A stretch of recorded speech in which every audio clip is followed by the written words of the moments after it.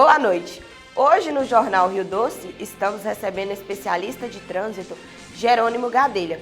E a pauta de hoje nós iremos falar um pouquinho sobre o trânsito. Boa noite, Jerônimo. Boa noite, Júlia. Tudo bem? Tudo ótimo, obrigada. Para começar a nossa entrevista, quais são os tipos mais comuns de multas de trânsito que as pessoas recebem hoje em dia? Hoje em dia, uma das principais são as multas de estacionamento, né?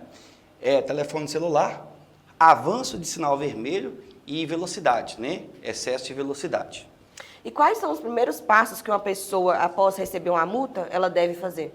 Olha, se a pessoa, proprietária do veículo ou condutor, né, acha injusta a autuação, né, que lhe foi aplicada e acha que não deve pagar, né, e tem aquela questão dos pontos que não quer que seja pontuada a sua habilitação, o primeiro passo é procurar fazer a defesa da autuação, né? Ele vai fazer a defesa para, consequentemente, se for preciso, fazer recurso em primeira instância e recurso em segunda instância.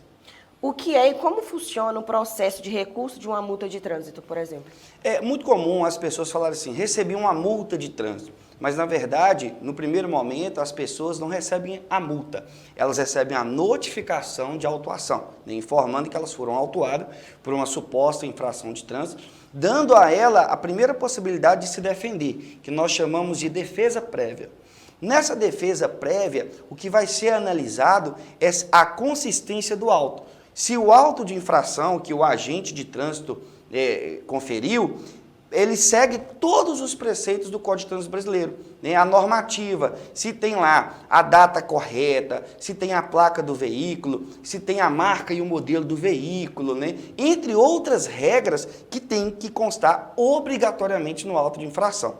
Caso o agente erre em informar, por exemplo, a marca do veículo ou outras coisas que são necessárias, por exemplo, no campo de observações, ele deixa de informar a situação ocorrida, não só coloca lá assim, a autuação de estacionar em local proibido, mas ele tem que narrar os fatos. Então, quando ele deixa de fazer isso, na defesa, você pode cancelar a autuação, certo? Após feita a defesa, se a defesa não conseguiu derrubar a autuação de trânsito, vai ser gerado aí sim a multa, que vem depois.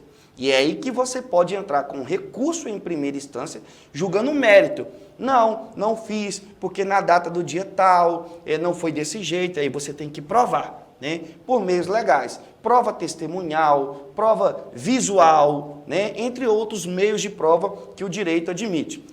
Cabendo o recurso em primeira instância, fez, e mesmo assim foi indeferido o recurso, ele não conseguiu cancelar aquela notificação, aquela penalidade de multa, né? Lembrando que não é só multa, pode vir outras penalidades, como a suspensão da carteira, que consequentemente vai trazer um custo de reciclagem, a cassação da habilitação também, né? E se na primeira instância, no primeiro recurso, após a defesa, ele não conseguiu cancelar a penalidade, aí ele vai fazer o quê? Ele vai entrar com um recurso em segunda instância. Muito importante ressaltar, Júlia, que para tudo isso tem prazos legais.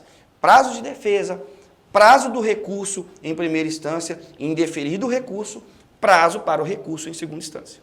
E existe alguma situação que o recurso automaticamente aceito ou até mesmo negado? Em alguns casos, o recurso ele não é nem julgado, porque o órgão de trânsito ele tem um determinado prazo para julgar, né? Então, a gente fala assim, automaticamente aceito é quando ele nem foi julgado, é quando a penalidade ficou lá suspensa, por exemplo, multa suspensa, pelo fato do órgão não ter julgado, por algum motivo eles não julgaram, deixou lá engavetado, e aí passado o prazo, né, em alguns casos de 2 anos, ele automaticamente tem que ser cancelado a multa. Por quê?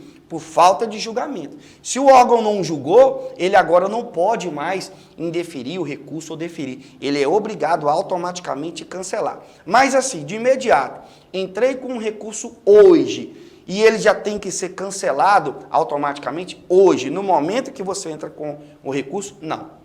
Somente se não houver o julgamento, aí ele vai ser cancelado automaticamente. Entendi. Jerônimo, agora iremos para um breve intervalo e já continuaremos com a nossa entrevista. O Jornal Rio Doce volta em instantes.